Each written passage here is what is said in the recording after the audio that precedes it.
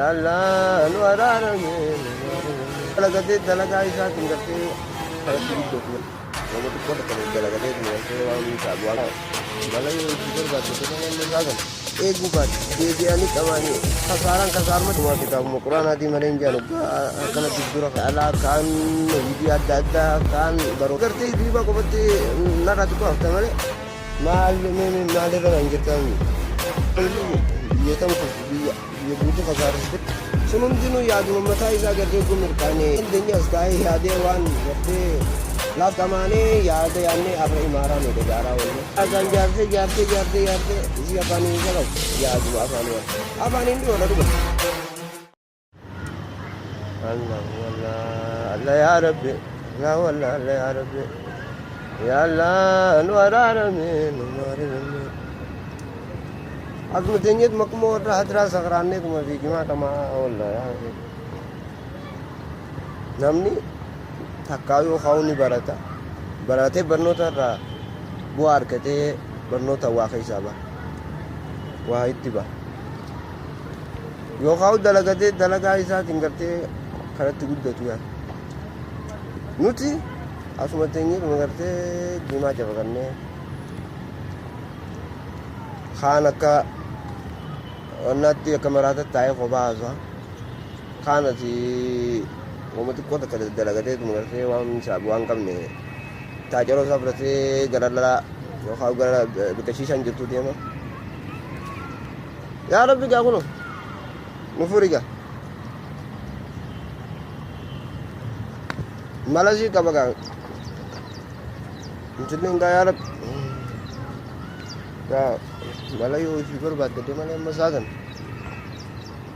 mala barbaaddadde akkaanti guddaddu gartee jimaa kanallee oo jimaa kana wanni nama hambisa jimaan kun faayidaa hin qabu akka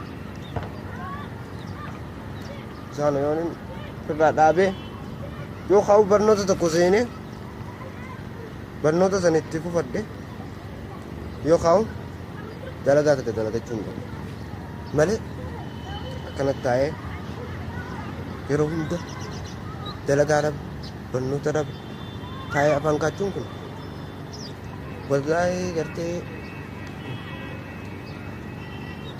hanuma xiqqeessaan jaa malee wanni kun waan kara guddinatti nu oofaa waan qabu dhageessaa mi'a jima sin baanaa bar akka keetii kana silaa ka ibdatti naqanii guban si kan nu hambisee boodatti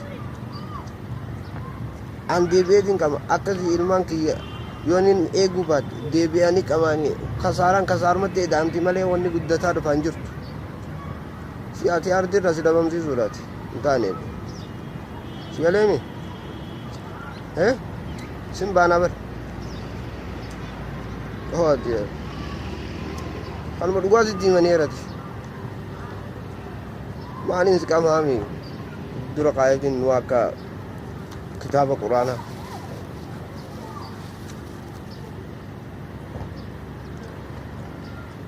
Uma kitaabuma quraanaatii malee hin jaanu akkanatti dura kaanii gartee camcam jaan kun dubbii jabdu akka kaan saayibboottan keenya biyya alaa kaan hojii adda addaa kaan barumsa adda addaa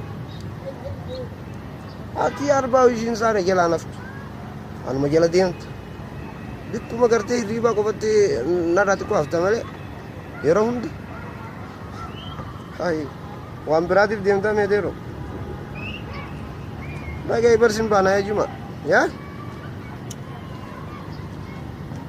Atin kun, goni ni firda simure male, akan tu anaf tu nada,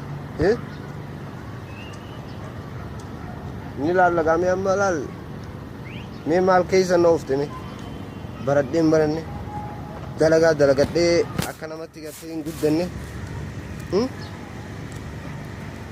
mal me malir anjir tamni. Yoga करते रब्बी करते का आशीष पूरे नुमान बना दिमाग शनीफू का आती मल्लू है सूक माज़िरा बंदी ये तम कुछ ये बूतू खसार से थे इन्हों दो आना तब आना को फटा दे वो यार magaalaa guutuu kasaarte. Wanni kun dhaabbachuu qaba. Jimaan kun yoo dhiifame qofa ka guddinatti itti yaadu. Yoo dhiifame qofa ka alagaan ka diinni nu hin dandeenye. Namni yoggaa mirqaane qofa maarree jee sun hundinuu yaaduma mataa isaa gartee yoggaa mirqaane yaadee maarreen godha. Waan silaa sammuun isaa hojiin itti dhaqqabuu hin dandeenye as taa'ee yaadee waan gartee laaftutti itti dhaqqabutti fakkaatti. Garuu wanni kun yoo dhaabbate wanni sun dhugumaan hojiirra gaha. Isa kanaasii qamaanee yaada yaannee har'a imaaraa meeqa jaaraa oolle. Amma booda yogga kaanee tufne.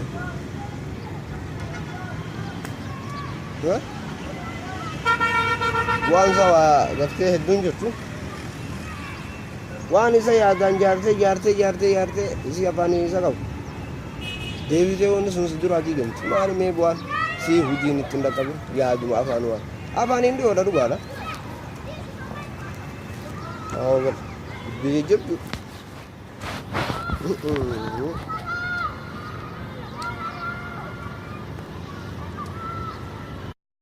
Si maaliin qamaase?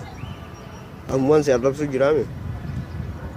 Arraan booda yooniin si deebi'e. Ammaan boodaanu? Ammumaan si baasa waanu. Kalas. Yaas yoo. Kaanee kara guddina ayyaanna malee. Taane.